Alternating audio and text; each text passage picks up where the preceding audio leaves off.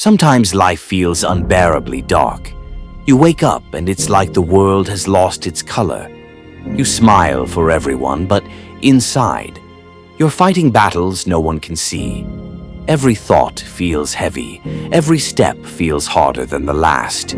You wonder if it will ever get better. But hear this. Darkness isn't here to destroy you. It's here to reveal who you really are. Strength isn't built in comfort. It's built in the moments when you feel broken and still choose to keep going. In the quiet, in the pain, you begin to hear your true voice.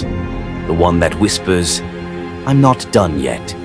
The light doesn't just appear, you create it.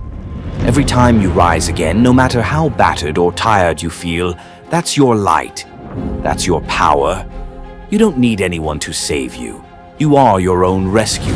So don't fear the darkness. Walk through it, learn from it, let it shape you.